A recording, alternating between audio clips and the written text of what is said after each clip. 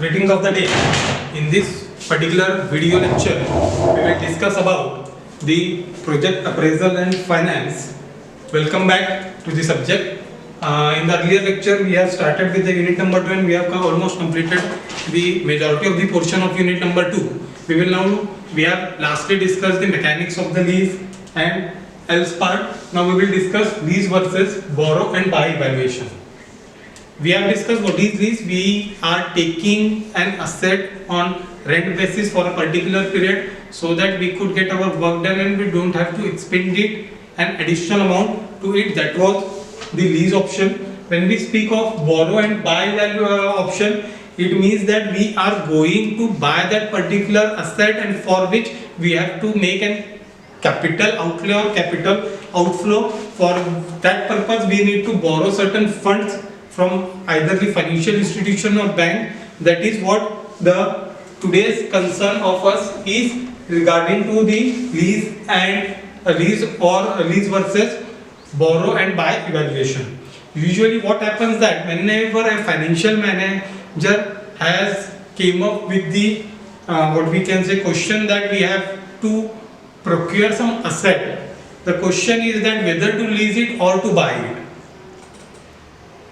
With regard to the certain advantages and disadvantages, both have, leasing also have as well as buying also have. But the question is not about the advantages and disadvantages in the corporates or in the business or in financial terms. We have to look for the things which are correct in the part of financial aspect, not according to its advantages or disadvantages.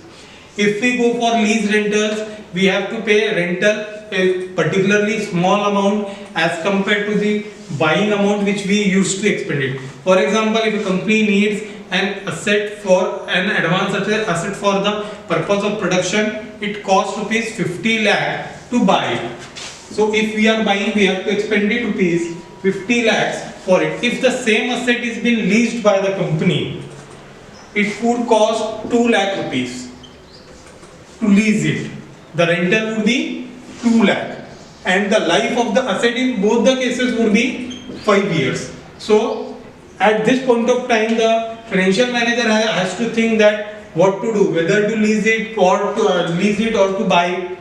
But before getting to there, we have to first of all apply the present value factor also here, because when we say the asset has a life of 5 years, it means that in future it would have the life of 5 years, and that is what is affecting the what we can say, the cost of the asset. 2 lakh rupees rental, the asset would be utilized by the company or the asset is needed by the company for say for what we can say 2 years. So it would cost around if 2 lakh rupees is the monthly rental of that asset, for 2 years it would what we can say roughly has an rental outflow of rupees 24 lakh, whereas if we have purchased the asset, we would have the immediate outflow of rupees 50 lakh, even though we have an option of borrowing the funds from the financial institution so that we could use that what we can say facility and we can have less burden of capital outflow.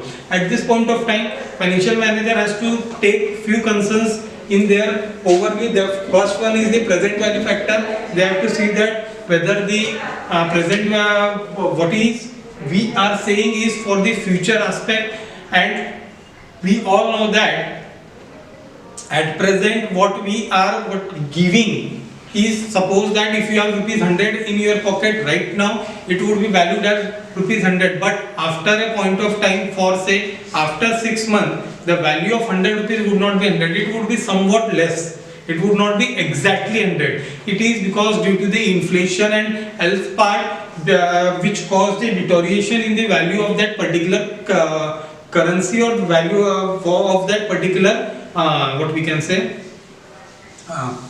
deterioration in the value of that currency, and it is always in existence for each and every currency. It is not only for rupees or it is not only for yen or dollar. It is for every currency that after a point of time there is a definite depreciation in the value of that particular currency. Various factors are responsible for that. We would not go there. We would stick back to our topic of lease versus borrow and buy valuation. So here we have to apply PV factor, that is present value factor, on both the criteria, that is on leasing also as well as on buying also. With this we have to see that the lease rentals are subject to considered as an expenses.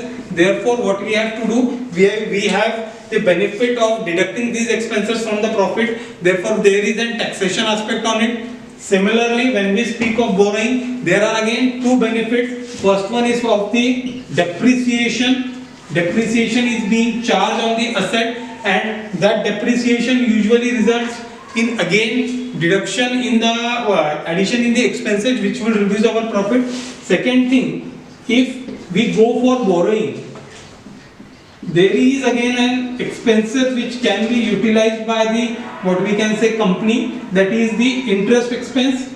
That interest expense is again useful for the what we can say getting the profit properly calculated, and all these things depend again upon the taxation rate which is equal for both the part. So these are the factors which are usually considered while we make an lease versus borrow and buy valuation, and without this no one can determine or decide whether we have to lease the asset or we have to buy the asset. When we speak of leasing, there is no use of salvage value, we do not get any salvage value, whereas when we are going to buy the asset, as the ownership is with us, definitely we would have an additional benefit of salvage value of that asset, that is the residual value.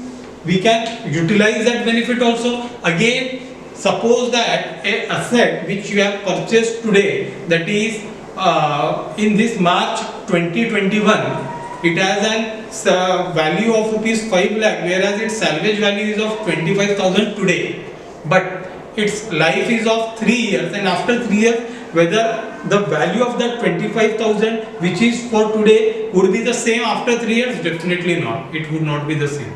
That is what that is why we usually have to use the present value factor, so that we could reach the proper value after the particular period according to the table which has been earlier provided to you. Refer to it and use that thing.